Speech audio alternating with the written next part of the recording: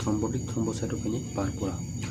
Thrombotic thrombocytopenic পারপুরার জানার আগে আমাদের একটা জিনিস জানতে হবে যে ADMTS13 এটা কোথা থেকে তৈরি হয়? এটা লিভার থেকে তৈরি হয় এবং এর কাজটা কি? এর কাজটা হচ্ছে ডিস্ট্রয় ভন উইলম্যান ফ্যাক্টর। এবার আসলে যে ভন উইলম্যান ফ্যাক্টরটা কি? এটা হচ্ছে এটা তৈরি হয় কোথা থেকে? Endothelial cell of blood vessel 90% এবং মেগাকারিওসাইট থেকে আসে বাকিটা 10%। এর কাজটা কি? এটা হচ্ছে প্লেটলেটকে অ্যাগ্রিগেশন করে এবং ফ্যাক্টর 8কে ক্যারি করে। অর্থাৎ ADMTS13 সে কী করতেছে? সে একটা চাকুর মতো কাজ করতেছে।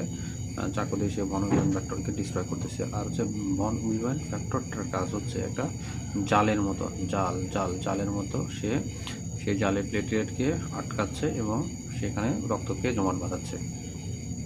এবার আসে হচ্ছে টিটিপির কারণটা কি? থ্রম্বোটিক থ্রোম্বোসাইটোপেনিক পারপুরার কারণটা হচ্ছে প্রাইমারি কজ হচ্ছে অটোইমিউন। যখন অটো অ্যান্টিবডি তৈরি হয় ADMTS13 এর অ্যাগেনস্টে, তখন টিটিপি ডেভেলপ করতে পারে।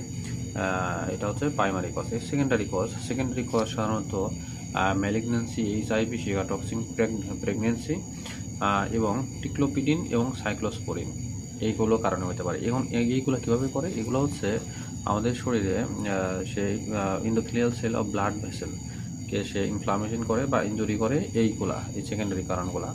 তখন কি হয়? এই endothelial cell of blood vessel থেকে ভন উইলম্যান ফ্যাক্টরটা বেশি তৈরি হয়।